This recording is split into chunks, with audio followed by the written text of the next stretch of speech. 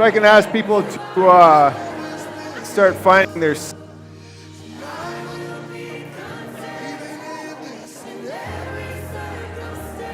We'll work with our sound and hopefully we'll... Hey, Ed. Good.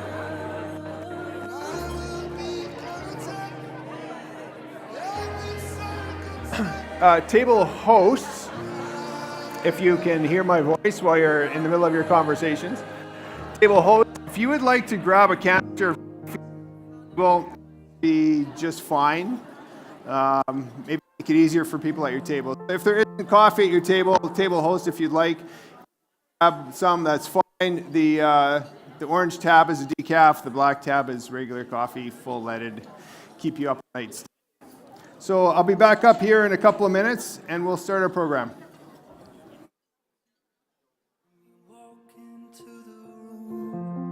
There's not a thing that's hidden when every eye is on you. Can't get enough of your presence. It's the perfect point of view. Isn't it just like heaven?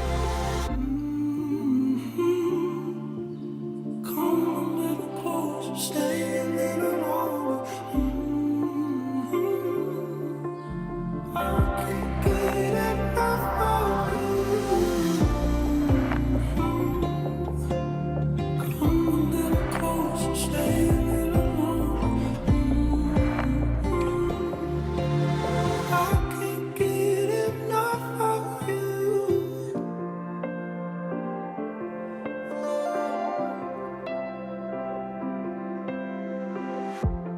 Doesn't it sound like heaven when you're singing over me? There's not a voice more constant. Your melodies, they never cease.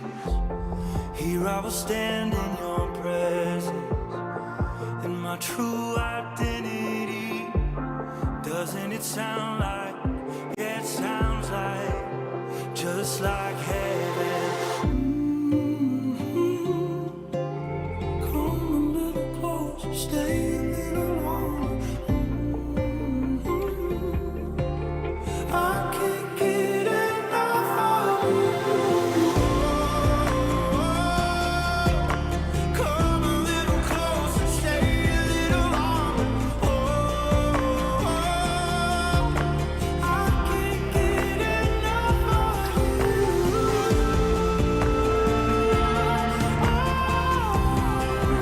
Enough of you.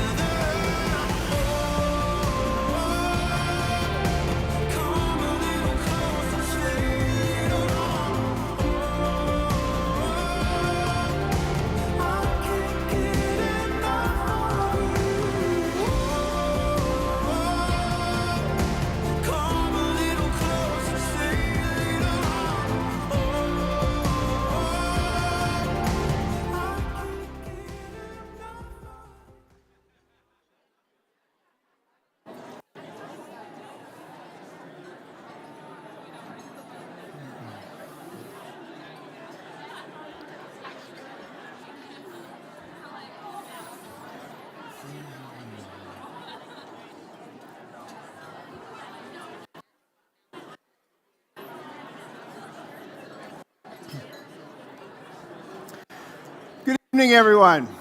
If I can slowly grab your attention over this way.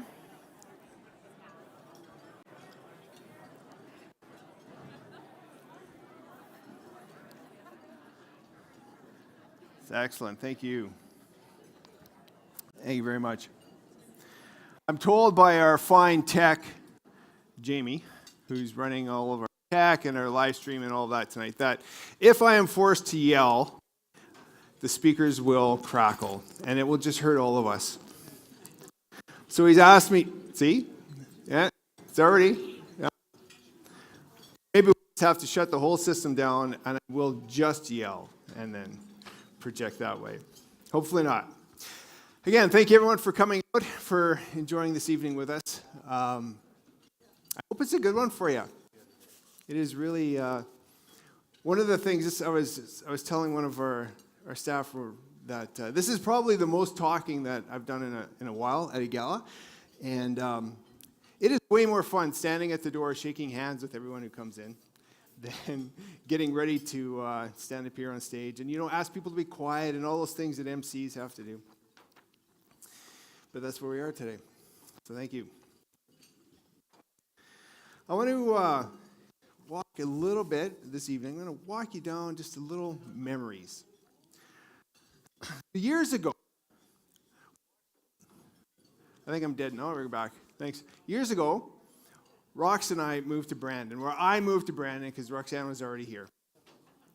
And I started working with Youth for Christ. Terry LeBlanc was here, and I was a young staff. After I graduated from high school, not quite that young. When I graduated from university, Rox and I went to, Jamie, is there a way, what can we do to make this work? Are we just keep talking? Okay, I'll try not to say anything too vital in the next few minutes when we work out all these sound issues. So back to this. So Rox and I had been here. I'd been serving with Youth for Christ. We graduated from university. We went off to Montreal to serve with YFC there for a year. It was a fantastic year. Eating Montreal bagels, and anyway, it was fantastic. And we come back to Brandon, and some friends of ours said to us, "So, are you here forever now?" Okay, I'm in my mid-20s. I mean, I'm almost dying on those words. Am I here forever? Am I here forever now? That was 32 years ago. The other day, Rox and I were driving to our place, and we said, this kind of feels like home, We're driving along, and it's like, yeah, we feel like we're going to our place. So it's taken a few years, but it feels that way. So did you know, for those of you who aren't from Brandon, but did you know, maybe you've lived here before, maybe this is old history for you, but Brandon became a city in 1882. In 1881, 1 year before it was a city, Brandon was a single shanty. 1 year later, there's 700 people living here, and it's now a city. That's the 1800s level of city, 700 people. Within the next 15 years, there was 14,000 people here. So Brandon went from 0 to 14,000 within 2 decades. There's a massive amount of change, massive amount of growth. All of these new people from all over coming together. At the same time as all of this kind of new people were coming and they didn't know each other, and there was lots of people from Ontario called Loyalists, they would come here. And at the same time, this is late 1800s, there's a conflict going on with Louis Riel and some of his friends, family. And the newcomers here get a little twitchy. They get a little concerned because they're new to this community. They don't know the people who live here. There's a lot of Indigenous people who live in the area, and it makes these Ontario people just a little uneasy. When they get uneasy, they get a little bit fearful, and what do? They start to kind of ramp up. The rhetoric kind of ramps up. They start hoarding guns. They start talking about violence, and they're all concerned that they're not safe here Enter the missionaries. Because there was missionaries across the prairies for decades, centuries before. They come to the loyalists, to the people from Ontario, and they say, relax, put down your guns. You don't have to worry about the indigenous people who live here. They're not going to hurt you. Why could the missionaries do that? Why were they so certain that the people who lived here were going to be friends? People who lived here were not going to cause violence. It's because the missionary people knew the indigenous people who already lived here. They had friends. They lived together for years. They've worshipped together. They knew them. And because they were friends and they had relationships with the people, with the land, they knew that it was safe. And that's what they told. And Brandon, for all the rhetoric and all the nasty things that were going on at the time, Brandon was a peaceful area. We never had any of the violence that came out. So even with all of that diversity, even with all of those new people, it didn't happen. I found that when I've built a relationship with a person or with a place, like Brandon, that I start to love it. Start to love the people, start to love the place. And the more I just get into loving the people and the place, there just isn't room for fear. And I think that's what the missionaries are bringing to the people here when they worked and made relationships between the indigenous people who lived here and the Ontario people who came in.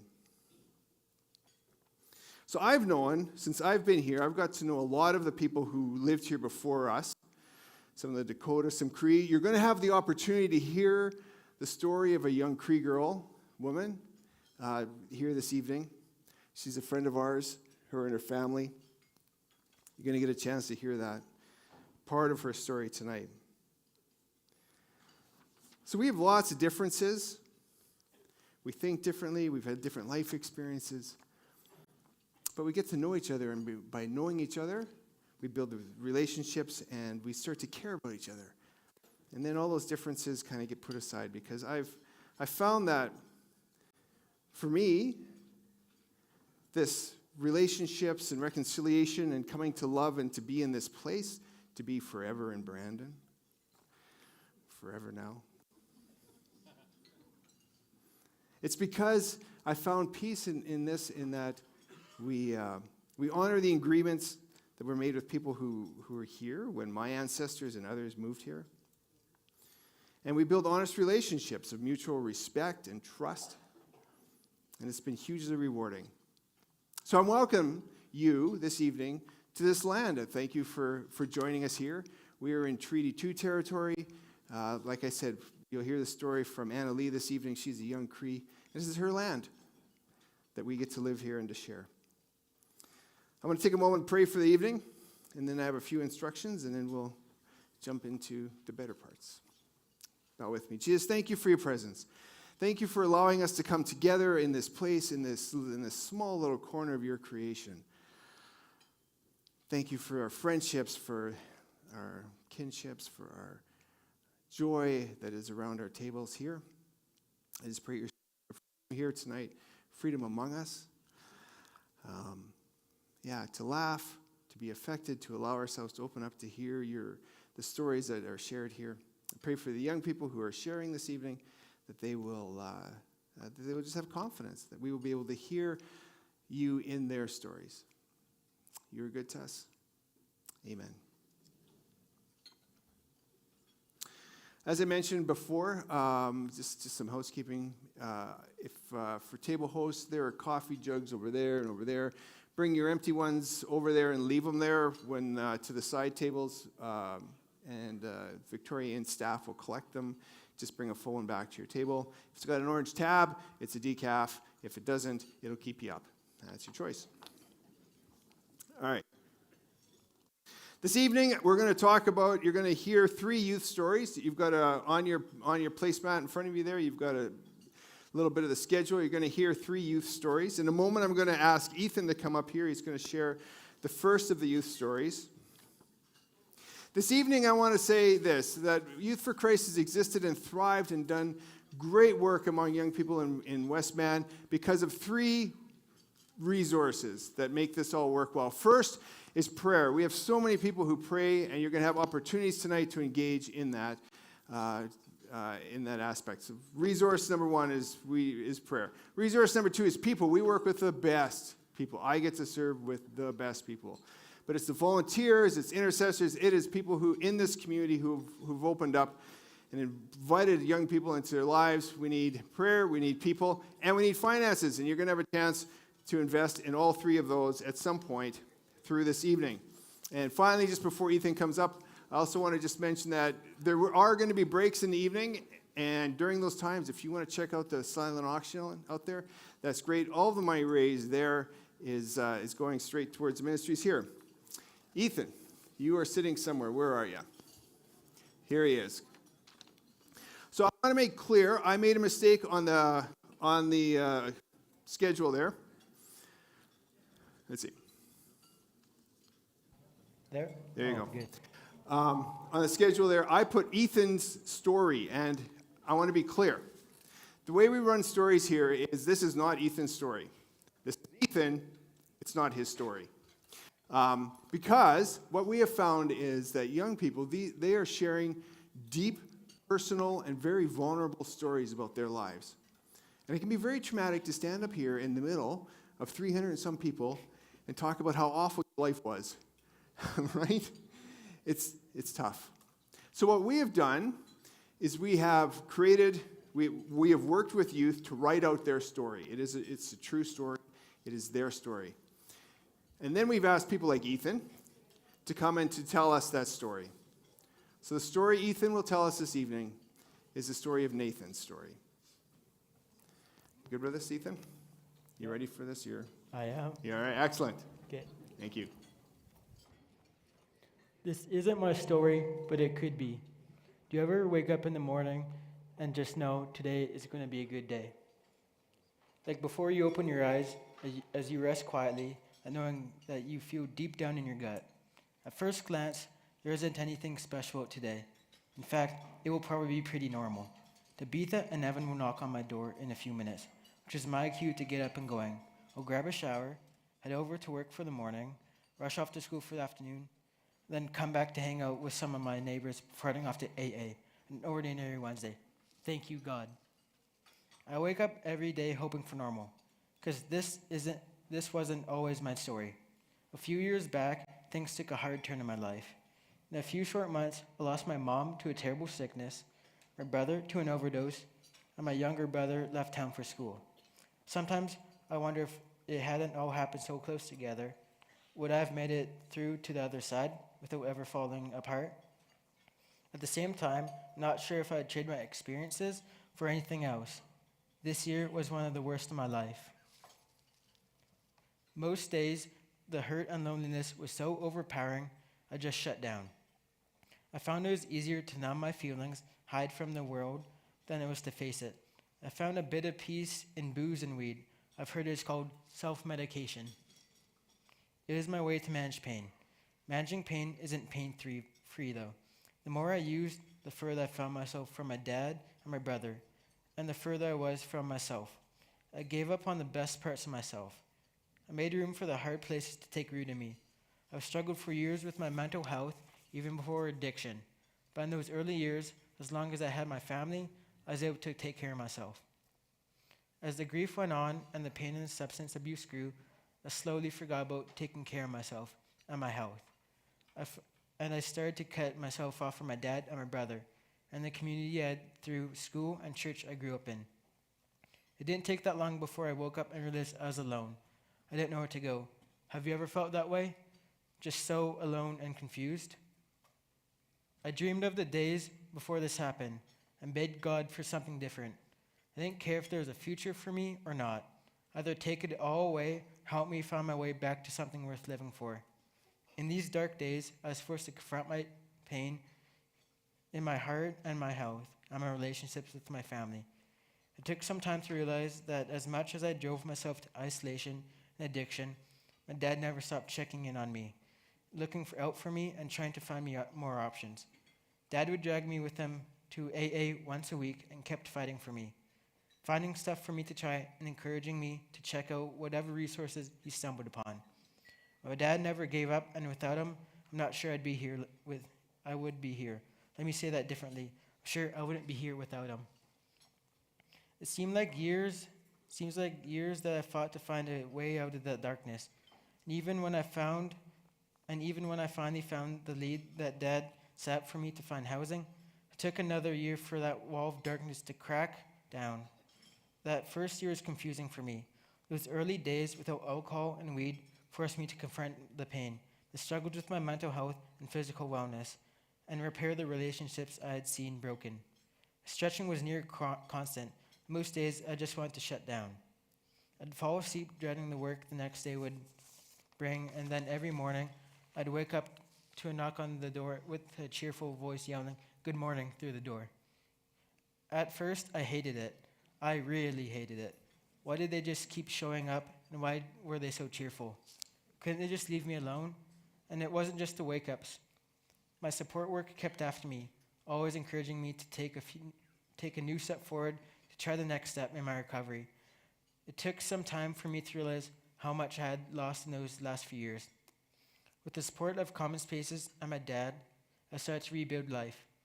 I started to focus on learning new skills, going back to school, volunteering, and repairing the relationships around me. After several months of the hardest work of my life, I started to notice a shift in myself.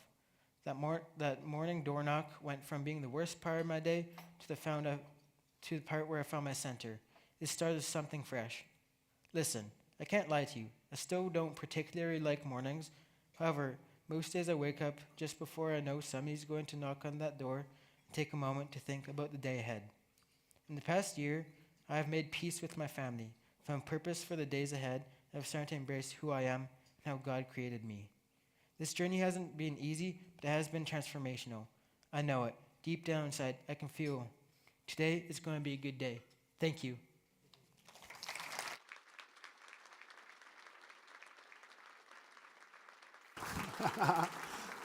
Thanks, Ethan. In a moment, I'm going to give you all a chance to turn around and talk to the interesting people that you're here with. But I do want to give you this. I promise an opportunity to engage, and you'll get it. So on the screen will be a cell number. If you are interested in, we send out a regular prayer update. And if you are interested in committing time to praying for some of the needs of the young people like Nathan and others, if that is something that you're interested in, send a text to that number. That's my number. And I will connect with you, and I will set you up with our prayer coordinator, and you can go from there. The other quick thing I want to show you is this. On your table, you'll notice that you have a pamphlet that looks like this. On the back, well, this has all of our fantastic sponsors which make this evening work, information on numbers and so forth. On the other side, on this side of it, we often get questions about our different ministries, what they do, what makes them different, all of that kind of stuff. So we've organized it this year along the flow of upstream and downstream. That kind of gives you it's the broader upper kind of perspective, like high level perspective on our various ministries, their place as far as where they serve youth, what kind of youth, kind of what they're tailored for, to give you that information. So just want to pass that off for you. Enjoy the next 8 minutes of time around your table. 8 minutes.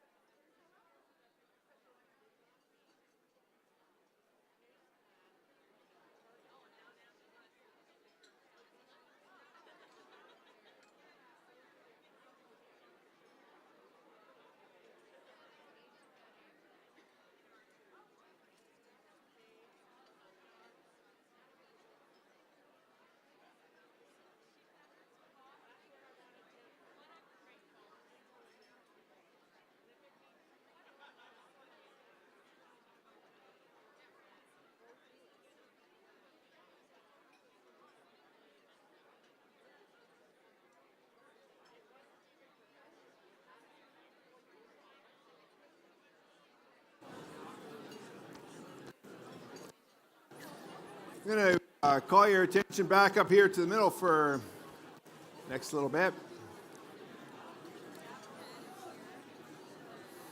Quick housekeeping while you're getting back to your chairs and turning around this way is just a reminder that if you have an empty coffee carafe at your table, please bring it over to the side and they can get it refilled and exchanged out, and then some people can enjoy some fine coffee.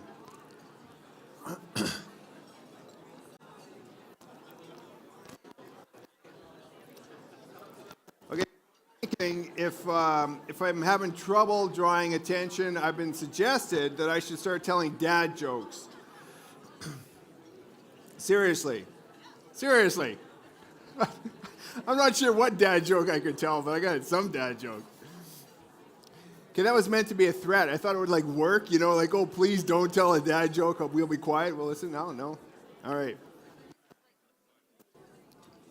I'm going to put our speaker, Tim Coles, up here in a moment. Oh, there we go. I mentioned Tim's name, and it's like the room just goes, shh. That's fantastic.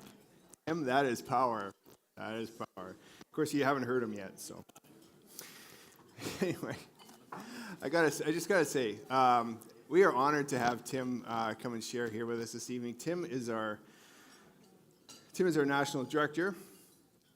Before Tim was our national director, I met Tim when he was a young new staff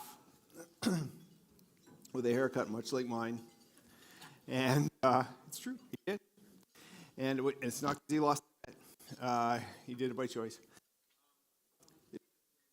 Of than hair. But anyway, Tim is our national director, and he is what he brings to our table. I had the privilege of being on the committee that hired Tim, and I can say this with certainty: we were confident that to be leading Youth for Christ Canada. He has a passion for youth. He's been involved in youth ministry for years, even. For a time as a national director, he continued on as a chaplain, working with the hockey team of Peterborough. And so we're just very honored and pleased that he's come here to join us this evening. We'll get 2 chances at least or more to hear from him. So Tim, come on up. And check. What you got? All right. Oh, wow, look at that. Mine's not cutting out. So it's really nice to be here. My name's Tim Coles. It is kind of funny when Dwayne introduces me because I did have a bald head. In fact, I had a bald head for 12 years. I shaved my head, and so no, this is real. Like, just so you know, I did shave it for 12 years, and Dwayne was one of the reasons why, because he looked so good, I thought, in a bald head. And actually, what happened is when I was younger, an attractive, let's say, woman cut my hair and got it wrong, and so they shaved it, and she said that I look cute with a bald head, and so that was probably meant to cover up her mistake, but it worked for me, and so I shaved my head for about 12 years. Met my wife with a bald head, but I grew my hair out for my wedding. So I am. As Dwayne said, the national director of YFC, and it's kind of weird getting up behind Dwayne because Dwayne was here before me, and as he's talked about being on the hiring process, but it is still kind of weird. I'm one of the few people, I think, that actually has come up through the organization to be the national director, and so I remember when our previous national director asked me, you know, he said, listen, in a number of months I'm going to be giving my notice, and so if you're thinking about applying for the role, maybe it would be a good time to start praying about that. And so I went on 2 prayer days, and the heading in my journal that day was, why in the world would I want to be the national director? That was my question. And because when you're doing frontline ministry, you get all the stories and the activity and the things that are happening locally, but you do have, I would say the role of an executive director in a local chapter is, which I was in Peterborough, was one of the hardest jobs. It's a very, very difficult role, but very rewarding. When you get to the national office and you're the national director, you don't get to be involved so much in those frontline stories. You get to hear about all the problems. And so you get called in to deal with those different things. So that has happened. I am a husband of one wife. My wife's name is Christine, and I have 2 boys, Clay and Elijah, and a daughter-in-law, Juliana, and both of our boys came to our family through the gift of adoption. We have, we want to talk about, you hear stories tonight, you're going to hear beautiful testimonies from some of the youth about their stories, and we know that there is trouble in the world. And Jesus told us in John 16:33, I have told you these things so that in me you may have peace. In this world you will have trouble, but take heart, I have overcome the world. And that is what we bring into the lives, into the relationships, into the communities that we serve, and into the lives of each other.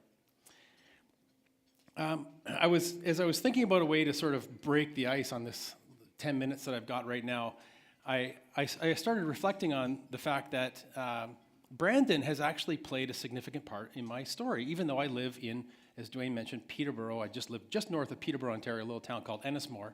How many know where Ennismore, Ontario is? Anyone? Oh, one. We got one. We got it. We got one. Okay, I have a prize for you. Okay, a little later. So I'm from a small town as well. I get what it's like to be from a small town. But I got thinking, and then I got a little bit perturbed. I was actually thinking, this is actually all your fault that I'm here.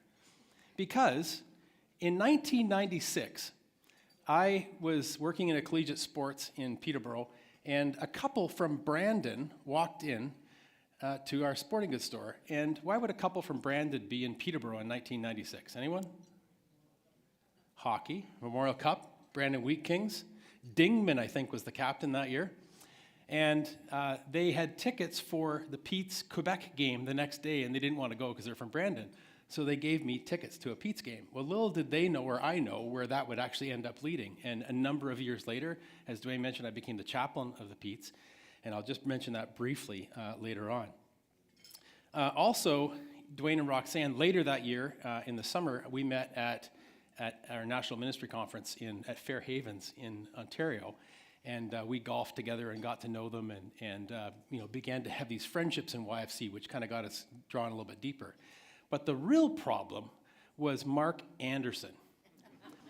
So Mark was when I was doing my internship, internship with YFC, when we were finishing our credentialing, Mark did my commissioning.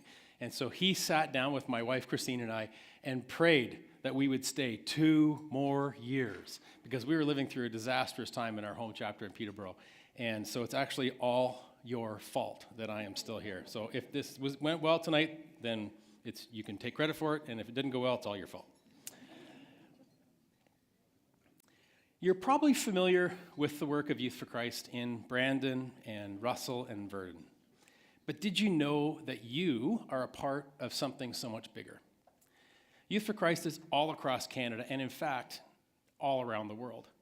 But in Canada, YFC serves in over 300 different communities, from Halifax and Moncton in the east, to Landmark, Morden, and Moose Jaw in central, Lacombe, Canmore, and Comox in the west, and then other places like Toronto, Vancouver, Montreal, Winnipeg, etc.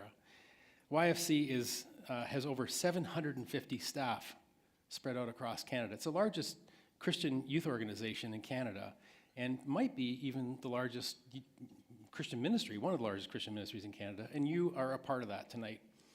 Pre-pandemic, YFC was serving over 200,000 youth across the country.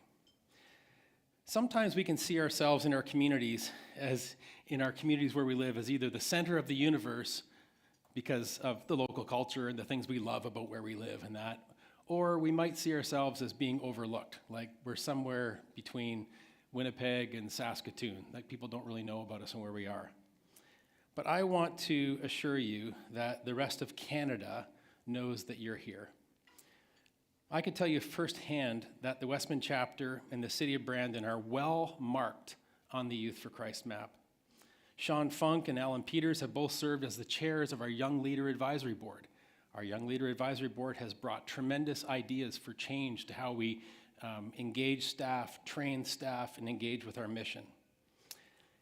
Roxanne Dick has served as our regional trainer in the central region for YFC Canada. We stole Wayne Friesen to our national office, is now our regional trainer for this area, and is also a staff care specialist. And then there's Dwayne Dick. And Dwayne has served for 12 years on our national board. YFC across Canada knows where Brandon is on the map, and Westman YFC has made its mark on the Canadian youth ministry landscape. I mentioned the pre-pandemic numbers earlier because post-pandemic, our numbers across Canada have dropped significantly. We saw a whole cohort of youth slip through due to lockdowns and social distancing protocols. However, God is still on the throne, and God still has a plan. Pre-pandemic, when we were connecting with 200,000 kids a year, about 4% of the youth that we were deeply engaged with were making decisions to follow Christ. Last year, that rose to 16%. We have not grown wider, but we have grown deeper. We are seeing young people respond to Christ's invitation to come and follow me right now at an astounding rate. YFC Canada has been running an event called Change Conference, a 2-day high-energy youth conference aimed at proclaiming the good news of Jesus and equipping youth and youth workers with tools to follow Jesus. It's not an end in itself. It's a means to an end in the whole journey of the life of a youth. This started in Toronto and expanded to Ottawa last year. And in 2024, we're expanding to Calgary, and we're looking for locations. Right now, we're exploring locations, either Saskatoon or Winnipeg, in the following year. 4,000 youth attended Change Conference this year, with over 1,300 publicly expressing decisions to follow Jesus. Sharing stories with us that all had a similar theme. I felt hopeless, sleepless, alone, and wondering how I could ever find peace. When they encounter Jesus, they find out that they are not alone, that they have hope, that they find peace, and at least in the case of one girl who wrote into us, that she actually got a good night's sleep.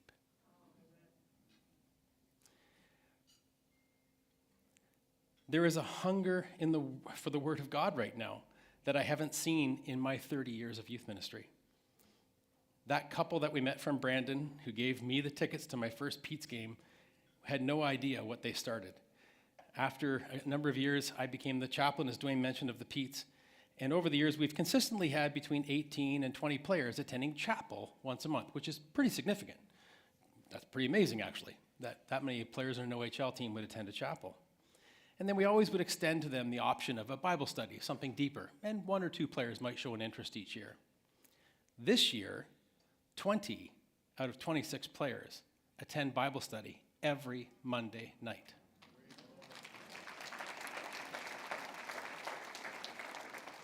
Be encouraged if you have given up on this generation. The Lord is still on the throne. There is truth and hope in the lyrics of that beautiful worship song, The Blessing.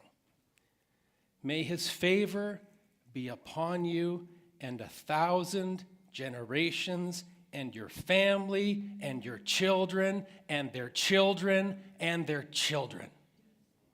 God is still on the throne. This is a challenging time for young people. They're watching their parents struggle with the cost of living increases. They have lived through a pandemic and suffer with so many mental and social challenges. Our government has further closed off opportunities for youth who want to serve with Christian ministries like YFC and others by rejecting youth employment funding requests for Canada Summer Jobs. And yet, all across the country, we are seeing a move of the Spirit of God in the lives of youth. Thousands are responding to the gospel. Hundreds are wanting to know more about Jesus. The world and the culture and the narrative that they are offering will not satisfy.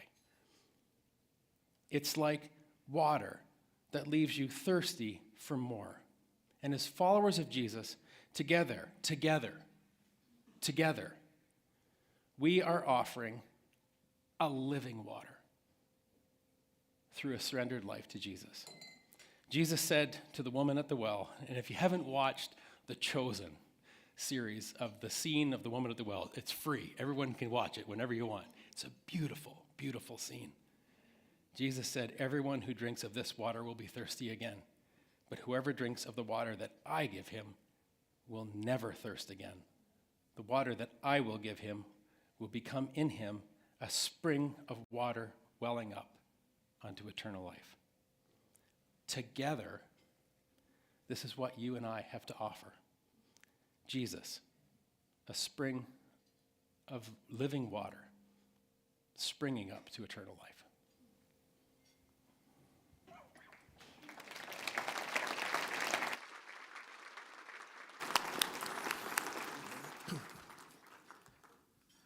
Excellent. Thank you very much, Tim. You got 8 minutes. Enjoy your time around the table. Get some more coffee. There's still some fruit, and we'll be back.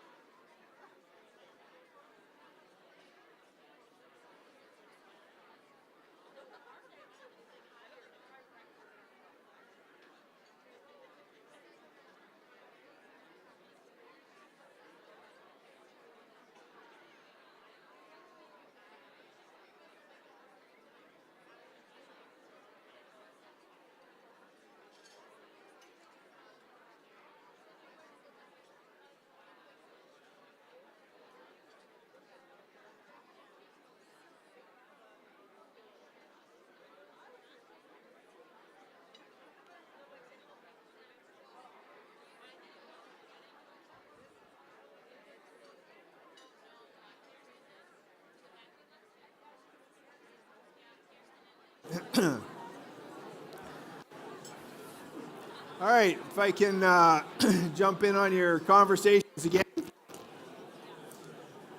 In a moment, we're going to have the opportunity to hear another story.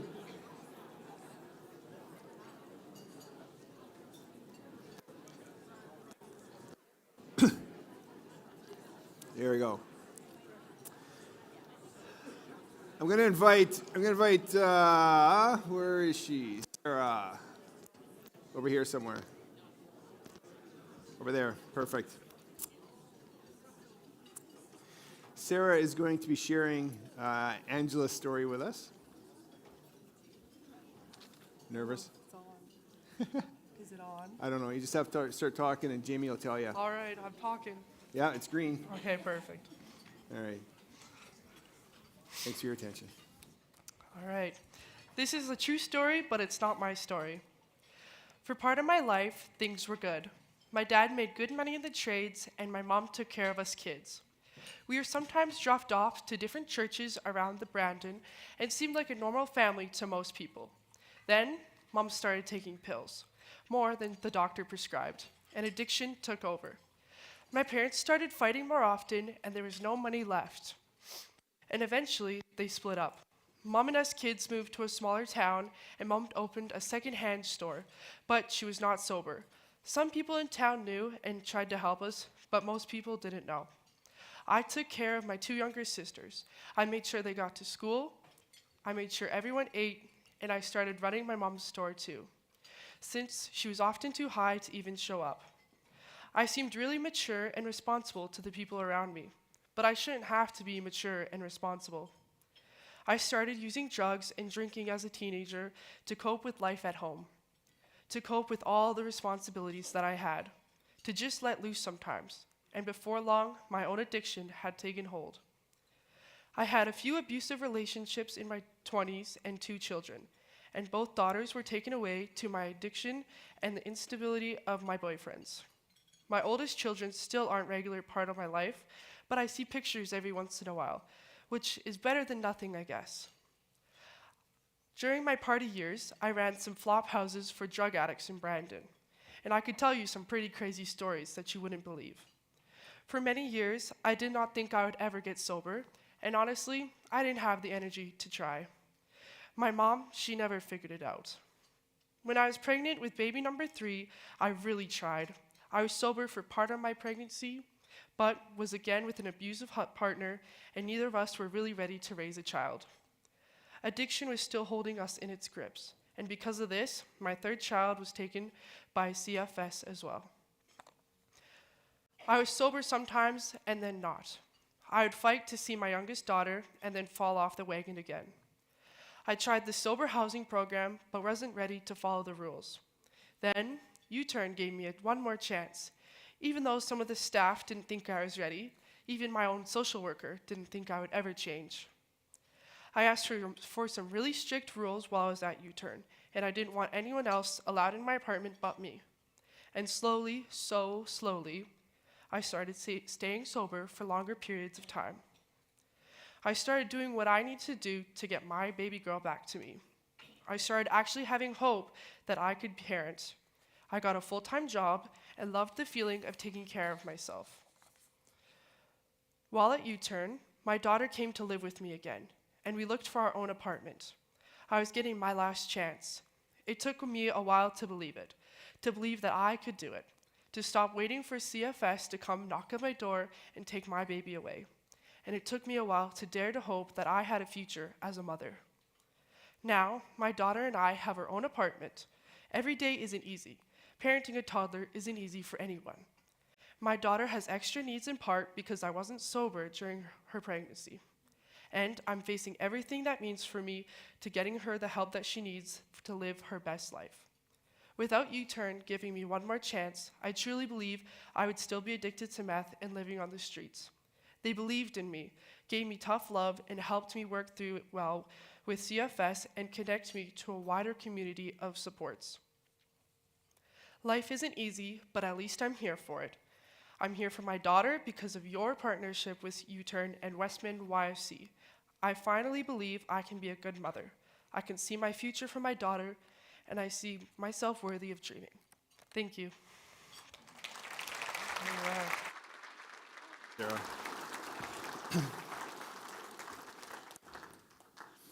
Thank you very much, Sarah. Okay, I got to tell you a bad story, just really quick. In this break.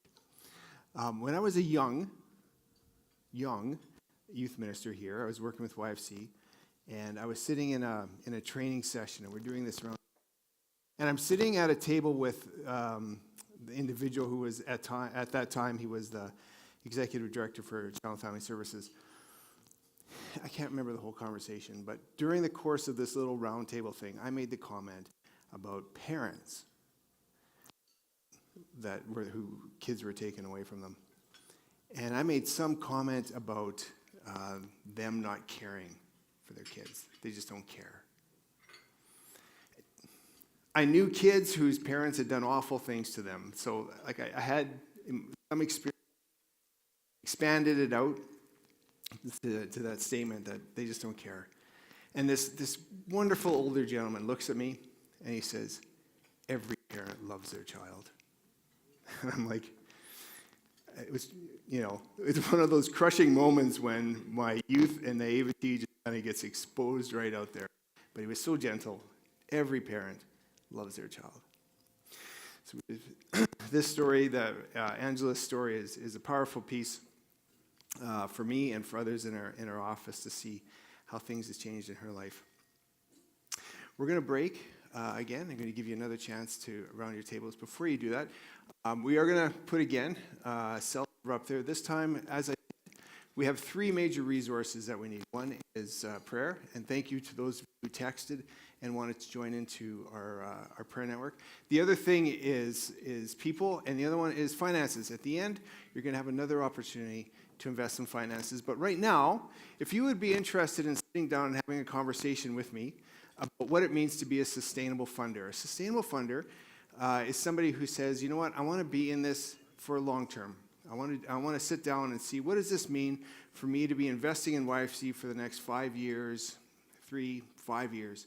What are you doing? Where are the needs? You want to have that conversation. If that is interesting to you, send me a text over at this number, and we'll connect, and I'll buy the coffee. See you in 8 minutes.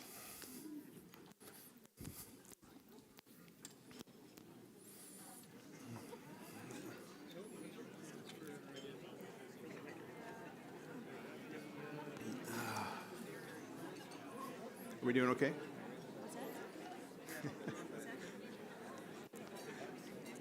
Making sure that you're off.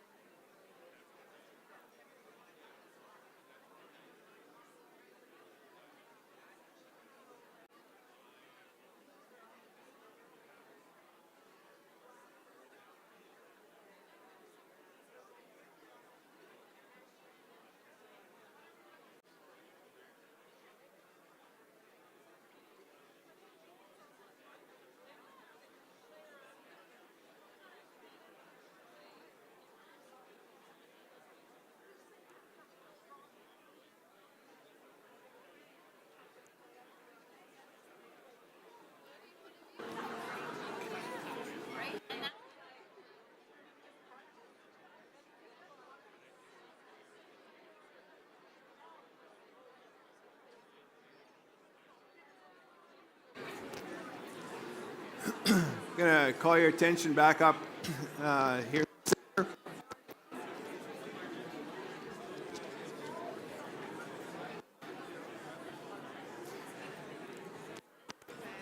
In our youth stories that you're having a chance to hear this evening,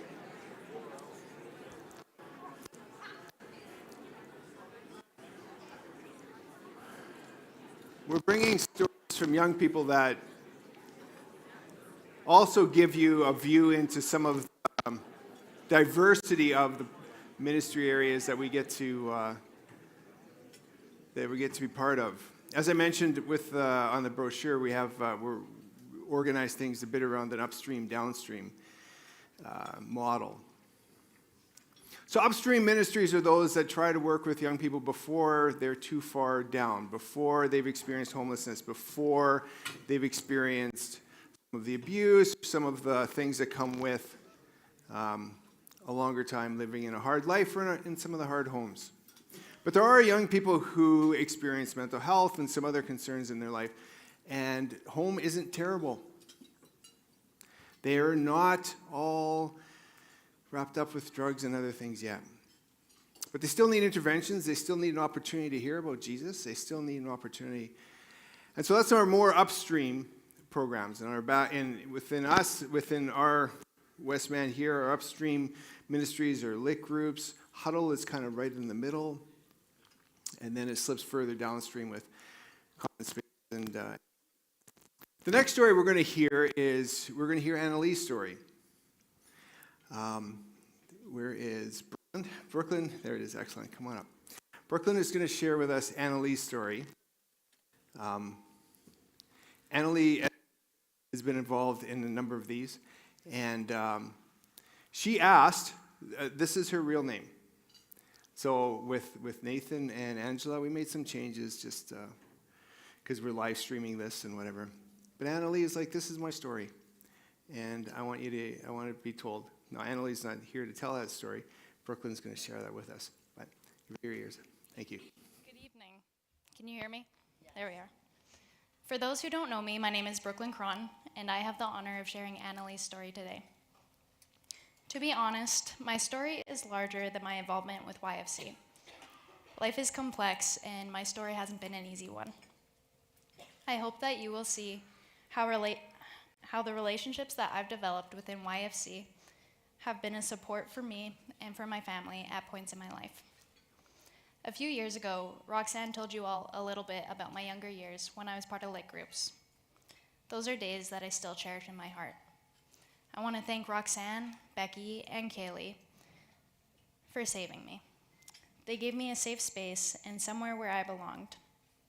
Looking back, my younger self wanted to be like them. I wanted to grow up to be like them, to be a leader, a helper.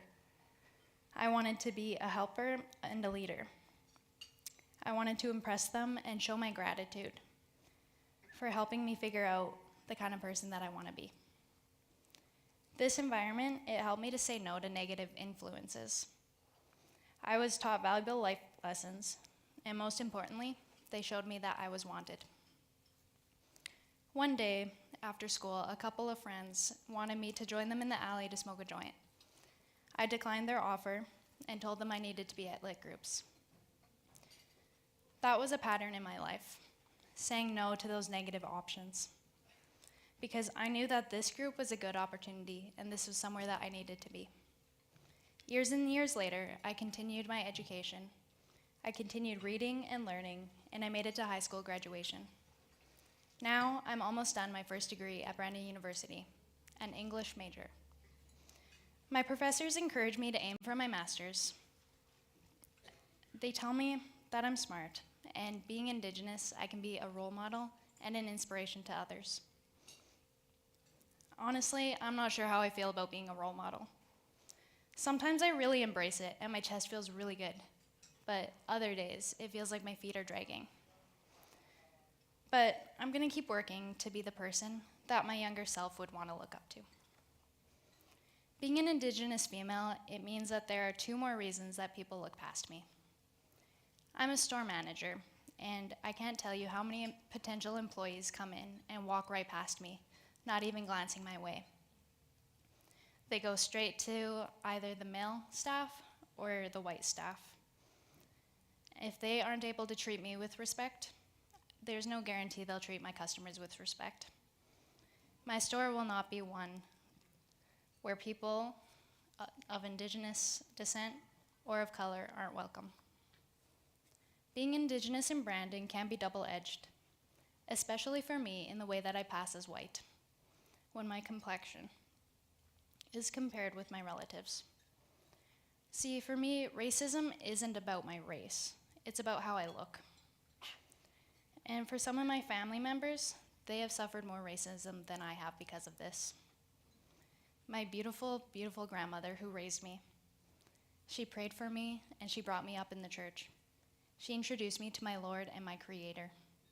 She has suffered because of this, as have my brother and some close relatives. One day, my family and I were walking home from the grocery store with bags of food. This was back in the day when they were plastic bags. So you can imagine, we're walking home, we've got 2 bags in each hand. Our hands are heavy, they're red, our fingers are going numb. I thought the sooner I get home, the sooner this misery ends. A police car pulled up beside me, and he rolled down his window. He looks at me and he asked if I was okay. I looked back and I said, well, you know, these bags are heavy, but I'll manage. And then he points behind me. He says, are those people following you? And I looked back and I said, those people, are you talking about my family? He drove away, he apologized. And I tell you that my hands hurt, but not nearly as much as my heart was hurting. I am extremely proud of my heritage. I'm a learner of my grandparents' first language, Swampy Cree, which is both challenging and very rewarding. I am always working to create space for others, for the Indigenous youth to be able to share their stories, to break down the generational barriers, and to create a good life. My Lord and Creator blesses me with the strength in this work. Sometimes it's not easy to be between worlds. This is part of the reason that I'm so excited to be serving with Huddle. Thanks to Dwayne, I have been involved with the Youth Advisory Council almost since the beginning. When Sean asked me if I'd be willing to lead a committee this year, I truly felt honored. Huddle is a fantastic program. It's a space where youth are heard, where they can find help for their mental health, for their addictions, and to explore spirituality. I want this to be a place where youth feel that they belong. That's my goal, being the Youth Advisory Council chair. I want us to engage together and to connect personally. I want to start sharing circles where we can listen and talk to each other. Everyone comes with a story. I've known homelessness, hopelessness, and poverty. I also know the exhaustion of juggling 3 jobs and trying to keep up with studies. I know what it's like to have parents choose alcohol over me. I know what it's like to be taken in by grandparents. I know what it's like to lose loved ones. I know how scary this world can be. I've witnessed it, and I have seen it. I may not know what it's like to face certain types of oppression. I don't know what it's like to be addicted to heavy drugs or to be a parent with no support.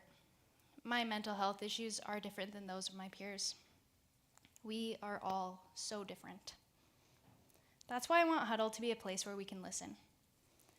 A place where we listen to each other and respect each other. Where we can grow and heal together. I hope that my leadership on the council will continue to create that community.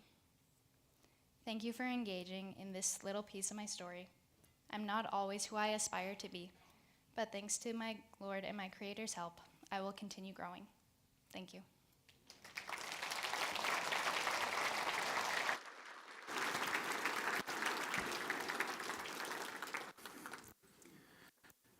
Thanks, Brooklyn.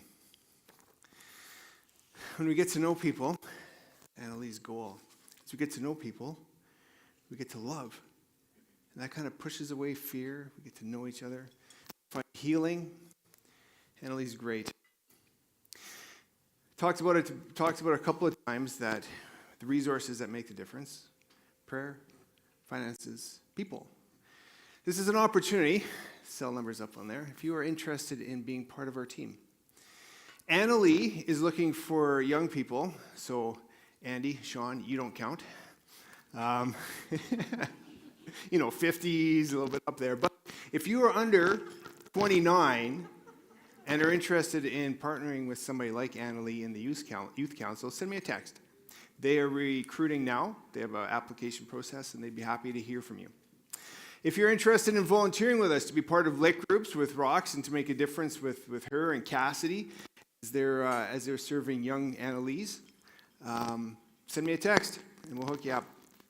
And we have a few staffing positions that if you're interested in and you think that God is calling you and you want to say, hey, maybe this is where I want to invest my life, send me a text. We have spots, and we'd be happy to work with good people. Enjoy your next 8 minutes. See you in a bit.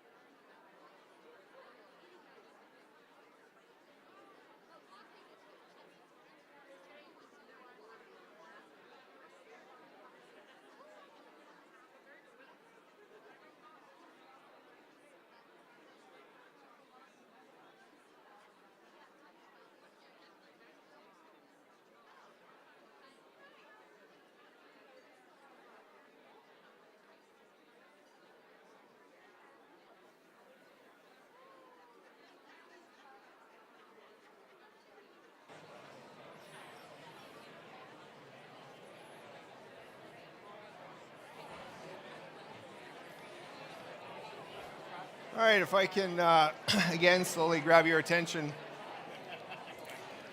back around to here.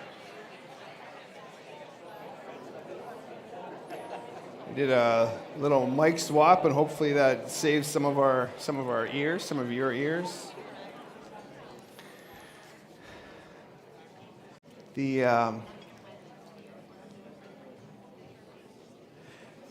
As some of you are aware, or maybe everyone is aware, that we are, Westman YFC is moving into a bit of a transition year.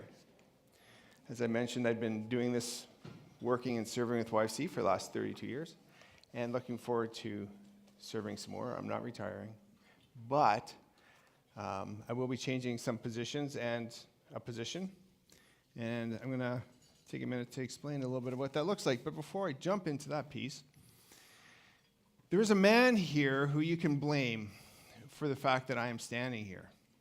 So if anything bad has happened in YFC in the last 32 years, because of my ineptitude, you can blame Abe Cron.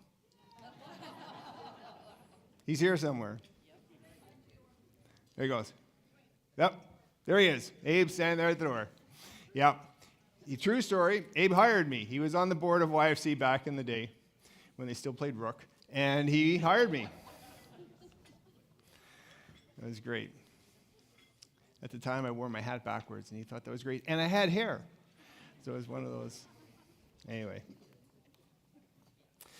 Jamie, do you want to throw up that quote? So, back when Mark Anderson, as Tim has told us, Mark used to be the director before I was. So before I came into this role in 2004, Mark was the executive director. We were both hired by Terry LeBlanc, who kind of restarted things here in Brandon in the 80s, I guess. Anyway, so I was a regular sort of ministry director, and Mark was the executive director, and he had this little lead team, and I was part of that. And one of the things we did is we came up with this mission statement: creating a community of hope where no young person goes hungry, physically, emotionally, relationally, or spiritually. We wanted to create something that kind of expressed where we were, expressed our values as being a whole person ministry, and was something that we could communicate easily enough. And so this was what we had. Curiously, there's a word, we ran through a values process with our current staff just in the last couple years, and without holding this up as a template or anything, we went through this whole process of defining sort of what were our core values here locally. And they line up really well with our existing mission statement. So we have, I'm going to break it down just briefly for us. We have creating. So creating for us expresses our value of curiosity. It's our value of that we are a learning community, that we as a staff and volunteers, that we are continually changing, gathering new information, learning, becoming better and more skilled at what we do so that we can serve better. We've learned how to work with youth in trauma. We've learned how to work with reconciliation. We've done so many different workshops and other things to try and to get better at helping young people heal, helping them come to know Jesus, helping them in their lives. So we are creating a community. Community is about relationships, and that is what we do. We have always been, Westman Youth for Christ has always been about relationships. We don't do proclamation very well. There's a lot of things we don't do very well. But relationships, we can do that. We can stay with youth for years. We can stay with youth for decades. We have youth here who are sitting here who were student leaders, who were then volunteers, who were staff, who then had children, and their children are staff. We can be together for years because relationships matter. And we build a wide community. We have a view of community that is encompassing. And so we have partners in Prairie Mountain Health and in Friendship Center and other agencies around town. We look at creating community in a broad sense for our youth so that they can feel and experience belonging in a broad sense. We believe in community. And we believe in a community of hope. Now, for those of you who are English people or grammar people, you will have to forgive me, but I have an emphasis that hope is always capitalized. Because for me, as long as I'm still here, it matters what I say. And I say, hope is about Jesus because he is the hope. So that's why we capitalize it. Now, I do have, you'll notice on our banners outside there, that there are some staff who are grammar people, and they slip it past me every once in a while to put through a lowercase hope. And that's the way it goes. But in our real statement, hope is capitalized because we create a community of hope, which means about Jesus and Jesus' way. Where no young person goes hungry, physically, emotionally, relationally, or spiritually. What was really fascinating for me, we do some work. Like I said, we have a lot of partnerships. One of the partnerships we have is we do work with recovery. So we help work with young people who are recovering from some addiction to something. They go through an extended sort of rehab, then they come and live with us, and we, in our Common Spaces ministry, and we work with them to sort of, what does it look like to live sober? How do we manage all of this? And we take all of these kind of gains that they've had in their life, and then how do we help them solidify those gains? So one of our partners in that ministry is the province of Manitoba. And one of their priorities is to say that if you're going to do this care, that your care needs to be, and this is how they phrase it, because they're science people, they say it has to encompass the biopsychosocial spiritual spectrum. Huh? Biopsychosocial spiritual model of care, because that's good scientific. Well, if you look on our, which we created 25 years ago, physically, emotionally, relationally, and spiritually, we have been a whole person ministry since Steve Cowan was in high school. I say that because Steve is over there nodding his head at me, and his daughter works with us, so I'm just going to call them out here for a minute. We have been a whole person ministry for as long as I've been with YFC. That is what we are. Where no young person goes hungry physically, emotionally, relationally, or spiritually. And every one of our ministries touches on all four areas. Now, we have different emphasis. So, for example, U-Turn does more physically, emotionally. That is kind of their big piece. And Common Spaces, they do a bunch with emotionally. Everybody does some with relationally. Everybody does some with spiritually. Pizza and Bible does like spiritually up here, you know. It's a whole thing. Physically, well, they offer supper. So there is, right? There's some food security aspect to it, but we're gathering. But every one of our ministries touches at least on all four because we believe that Jesus cares about the whole person, the whole youth. And we're here in this community because we live here. This is part of our community. And so we're here for a long time. And this is how we believe that Jesus has led us to do things. So let me walk you through just a brief. So I mentioned that I'm stepping sideways. So I have been the executive director since 2004. And I'm stepping sideways to leave a space for our board to fill it with a new executive director. So about a year ago, we're in November, so early October last year, I had this sense, this praying and some spiritual discipline, and I just had this sense, conviction, that maybe this is what God was saying, that Westman Youth for Christ needed some different leadership. So to kind of went through a bit of a discernment process. I called in some of my friends, former pastor, Rox and I, and we just prayed. We just said, look, is this God or is this something less significant? Is the Spirit moving here? Is this something? So we came through this discernment process believing that, yeah, God's in this. I think it is. Talked to my board chair, and he prayed. We had this conversation. We went back and forth a bit. And so he says, yeah, I think God's in this. So how do we do succession well? How does Youth for Christ do succession? Well, when Youth for Christ does succession well, one of the things we've done is exactly what we're doing here in Brandon. The chapters that have done succession well, the executive director, someone like myself, steps into a sideways executive coaching position where they work with the new director and they help that person continue, help that person. The job I do is not that anybody, there's a lot of people who can do my job, but it's complicated. I have a lot of relationships in Brandon. I've a lot of things I just do. There's a lot of things you can't go to school to be an executive director with YFC. There's just no training for it. Every executive director comes at this from a different kind of skill set, different kind of path. So I stepped sideways into an executive coaching. So coming next year, I'm going to step sideways. The board is going to hire another, has been in recruiting for this last year. They'll hire a new executive director, and together we're going to work. And we're going to work through succession, which could take 1 year, 2 years. One of our chapters, it took 3, 4 years. We'll take whatever time it takes, because this is what God's thing. I don't know what the whole plan is. I don't know where it all ends. A little insight into me. I've never been one who's great with the kind of the strategic plan guy, right? You guys know the strategic plan people? I'm not one of them. Okay, I've never been. For me, I live life on principles and values. This is what has made marriage work so well for us, is that Rox is kind of in the same boat. We're heavy value people. And so for me, it's like the values kind of tell me where I'm going. But it's like driving a car at night. Like, I know where I'm going, but I've only got so much space. I can only see so much in front of me.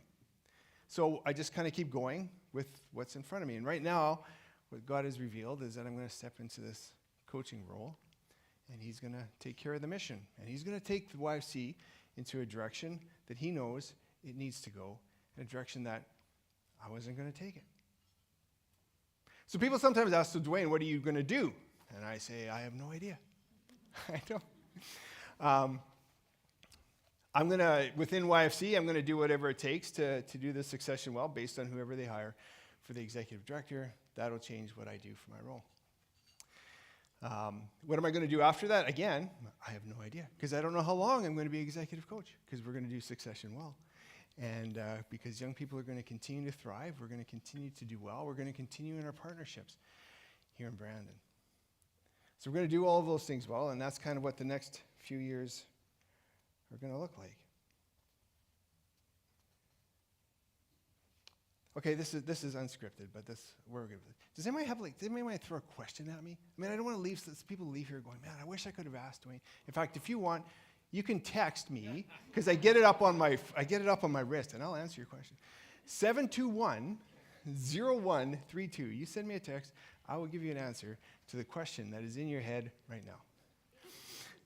And while you're doing that, let me tell you a story. Thanks, Jamie. While you're doing that, let me tell you a story, because it's in my script that I was going to say this story. A number of years ago, Rox and I were doing a drop-in. We were leading the drop-in here in town. And it was busy. It was a hop-in place. It was just kind of that place in culture and in space in Brandon where, no, Caleb, I'm not coming to Russell. You're great. I love Caleb. So I'm not going to look at my watch. I'm done this story. So here's the story. So we're running the drop. Roxanne running the drop, and we have this great volunteer staff. It's hop in place. It's so many youth. We got all these things going on. We got youth who are coming from a lot of different places, and it's just high energy and it's fun. And we're broken by some of their needs and some of our challenges. And anyway, it's coming up to Thanksgiving, and the church we attend, after Thanksgiving, and they'd have a big potluck. And so they're having this up for this potluck, and so we get this great idea that we're just going to hand out coupons to our youth, right? That says free supper. Why not, right? So we hand out coupons to everybody during the week at the drop-in center. We just say, hand out the free coupons for a free supper at the church. On Sunday, we're all setting up for this, and there's and I'm going to say it was mostly women in the kitchen, baking and getting everything ready and all that. Because at the time, church potlucks were a big deal. Okay, this is a big deal. Rox tells me, okay, Dwayne, you have to tell them that you've invited people. I'm like, we'll be good. Dwayne, you have to tell them. Okay. So I go into the kitchen and I just say, forget who was all in there, and I just said, hey, do you guys mind if I invite some people? And they're like, yeah, sure. I'm turning and walking away, and Esther Uritt says, Wayne, how many did you invite? Oh, 75. Small heart attacks. Because, as I said, church potlucks were a big deal. So the church, we get there, thankfully, whatever. We had about 20 youth come. The gym was packed with people. We had so many tables, the gym was packed, and the lobby, the foyer was full of people. We had tables everywhere. And these are drop-in youth, so time is relative. Well, they come late, right? So everything's full. There's food everywhere. Now, some of them had some trauma and some bad experiences with church and church buildings, so they didn't want to come into the church. So we brought them in through the side door into the gym. And this is what community means. Packed gym, full of families celebrating Thanksgiving together. Everybody around the table knows each other. It is loud. It is hot. I open the door. These youth who have never been in there step in the door. And you know what happens? All over the room, people stand up and invite youth to come and sit with them. They make room at their tables all over the place. I see 2 people over here, 3 people over there. They stand up, they pull back their chairs, they come and they bring youth to their tables. In 5 minutes, youth are spread around the church, sitting with people, experiencing a taste of belonging. That is the power of community. Creating a community of hope where no young person goes hungry. It was beautiful. Love that part of the job I get to do. Most of the questions that I got were people asking me to come and work for them. So, but you have my number, and I am happy to buy a coffee and to explain and to talk more about what exactly this looks like over the next little bit. So, enjoy your next 8 minutes of conversation around your table, and then Tim will be coming up.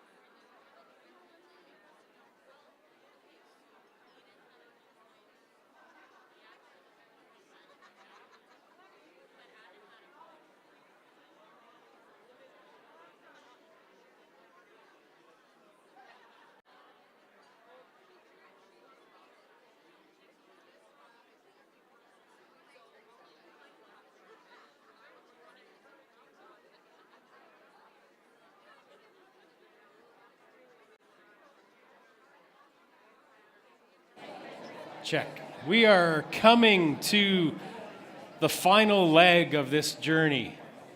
Have you enjoyed these little chats in between? Has that been nice? Instead of just sitting quietly and being forced to listen to a program? Yes, thank you. Clap. You can clap. Yeah, wonderful. Good. I'm glad you've enjoyed that. I really did too. That was a nice flavor. I get to do something now that I don't get to often do. And that is, Dwayne has told you now about this transition, if you didn't know already, that's coming. And leadership transitions are so often we hear about them when what? When something bad has happened, right? We kind of hear about, oh, Dwayne moved on from Westman. Wonder what happened. So it's sad that so often it could be because of improper use of funds or infidelity or the board had to do a lot of damage control due to something. But that's not the case here. Then there are healthy transitions where the leader, through prayer and discernment, discussions with their spouse and with their board, come to the conclusion that it's time to step aside. For the organization to take a fresh look at who they are and where they are going and how they're going to get there. Any transition is hard. Any transition is hard. It's hard for staff. Staff will be asking themselves the question, I wonder what this will mean for me. It's hard for partners, that's you, partners. Will this ministry continue to be a place for me to give and invest my time, talents, and treasures? It'll be difficult it will raise questions for the community. Will we have trust in this organization under the new leadership?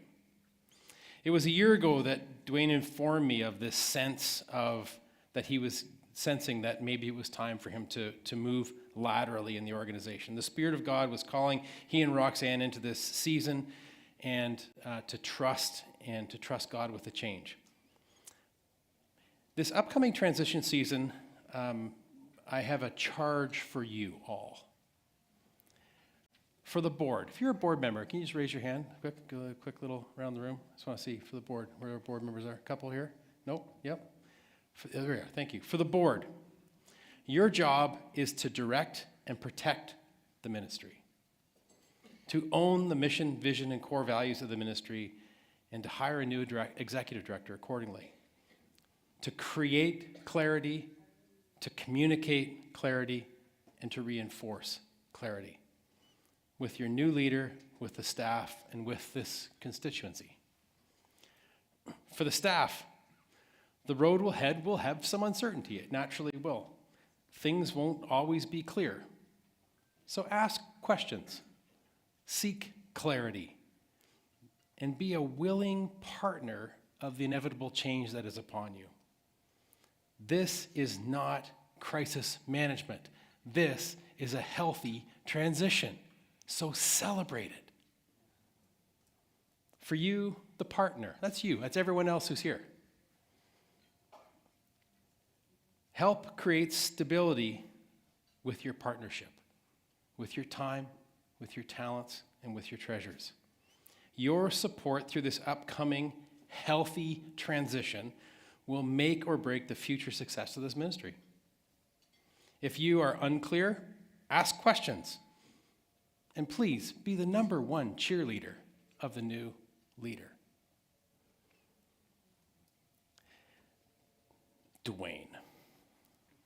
32 years of service. 19 years as ED, I think we pulled it out of Hume, so I'm hoping this is right.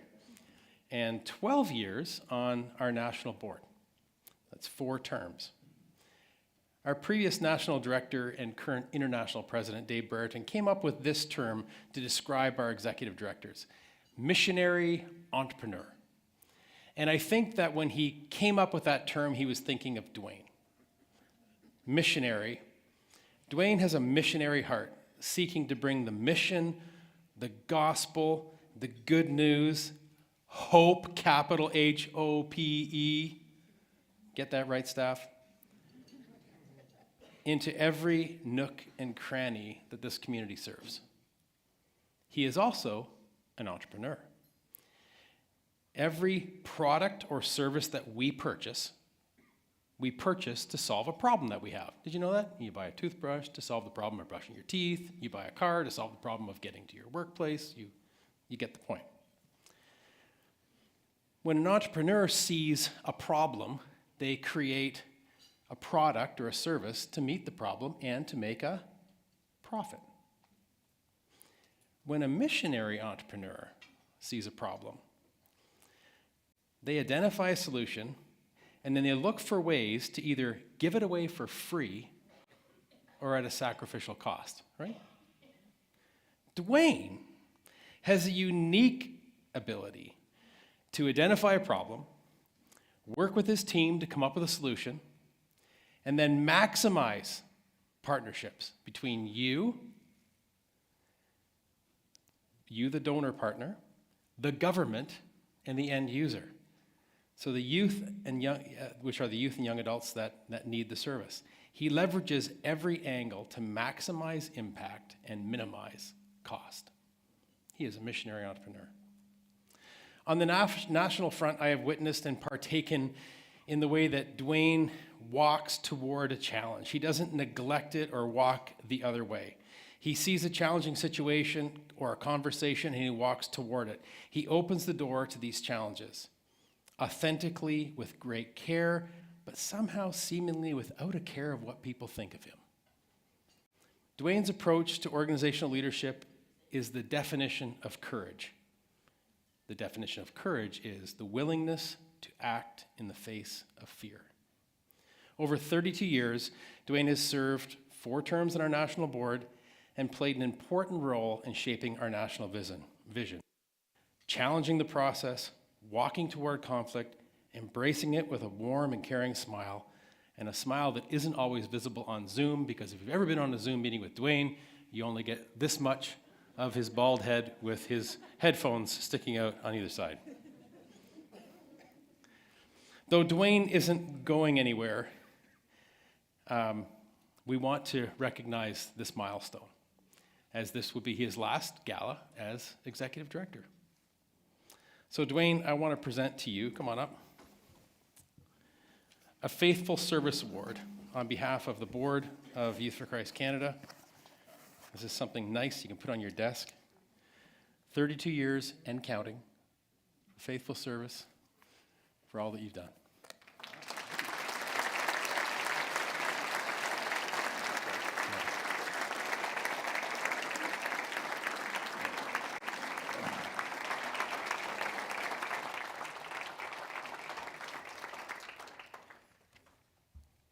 I don't have a speech. I was not planning for. This is cool. That means we're going to have a desk. We're just rearranging the office. We're a bit tight, so I'm kind of using somebody else's desk right now. This is great. Well, thank you very much, Tim. So this is, well, we don't really have a good transition, so I'm just going to transition. This is what happens. This is a time in the evening where I'm going to ask you to open up your wallets. I guess this is my final ask, right? I mean, this is kind of like bringing in a guest preacher who comes to your church and they can say whatever they want, because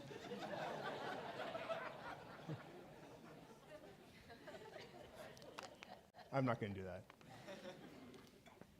Because I'm still going to be here next year. I'm just not going to be the one in charge. So, on your tables, you have pledge cards. I'm going to ask you to take a look at them.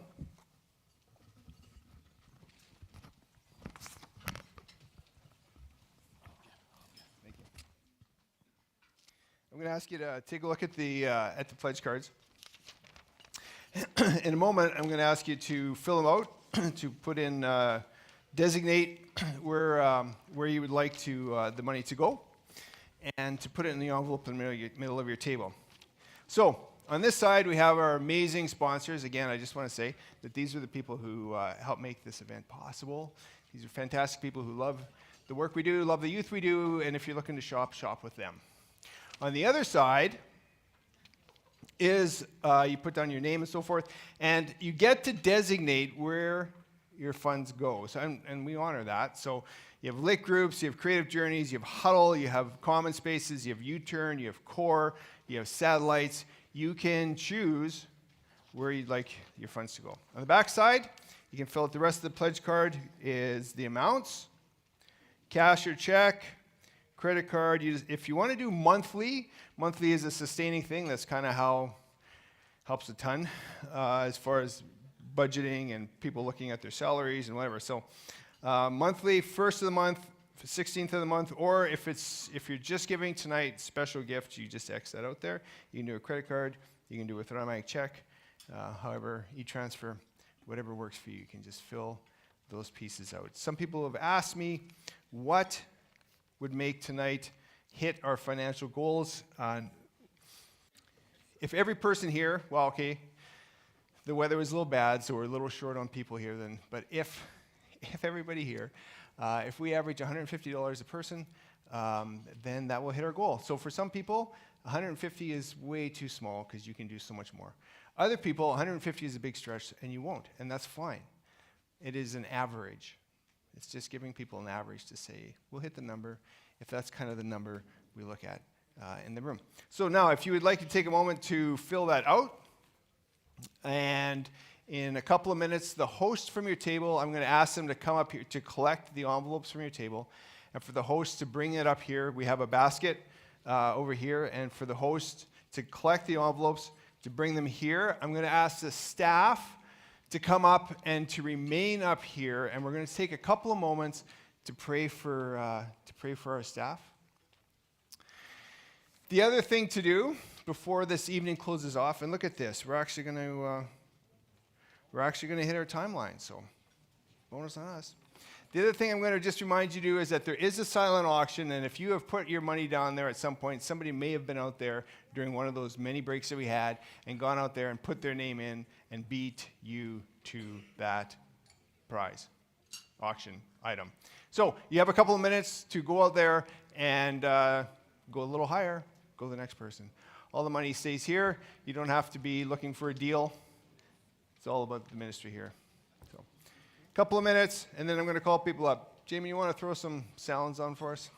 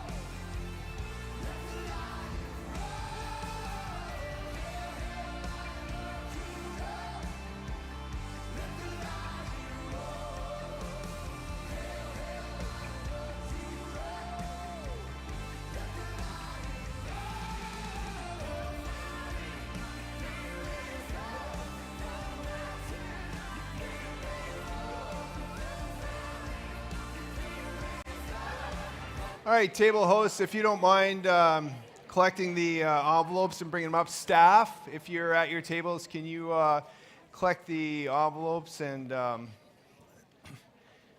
on up here and stay up here? So just an FYI, we have the room rented till tomorrow. So if you want to hang around and just chat all night, like, you can do that. That's fantastic. In fact, we have extra fruit, so you could have it for breakfast.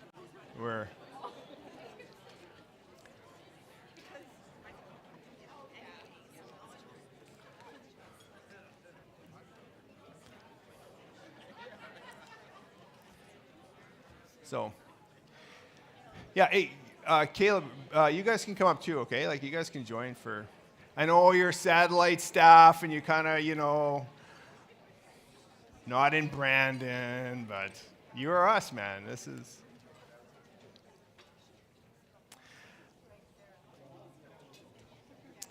I'm going to invite Tim to come up and to say grace, or grace. Yes, we need grace. We're going to ask Tim to come up and to pray for our staff. And Check. I did say, and I mean it, I work with the best people. But in our prayer, I'm going to ask Tim to also remember, we come together and we do this for a reason. As much as we love each other, we have some fun working together and all that. We do this because we care about the youth in our community. That's why we do this. So praying for our staff and our group, praying for the youth to come to know Jesus, to follow him, to love him, be part of that. So, Father, thanks for bringing us together tonight. We don't take for granted that we can gather together, as Dwayne and Roxanne and I were just in the Netherlands, and we got to listen to different nations where Youth for Christ is present, like Iraq, where gathering together like this just would not be possible. So, Father, we give you thanks for this. Lord, we thank you for the stories that we've heard tonight, for the lives of the young people who have been touched by these staff right here and volunteers. And Lord, we pray that you would continue to make those connections in this community that would be able to bring the hope, H-O-P-E, into the lives of young people. And we thank you, Lord. I thank you for the exemplary work that they have done in so many different ways, in literacy and in housing. And Father, we just give you thanks for that. Father, we pray for the youth in the city. And Lord, I pray that you would enlighten the eyes of their heart, that they would come to know the hope which you have called them, the riches of the glorious inheritance in the saints, and the incomparable great power that can be theirs in Christ Jesus as they only believe. We lift them before you. In Jesus' name, amen. amen. Have a great evening. We'll see you guys on next year. Silent auction will be... I'll give you the sheets. You can announce them. Okay. 2 minutes. You have 2 minutes, silent auction. If you do it now. Then Don's going to give me the sheets, and that'll be it. 2 minutes.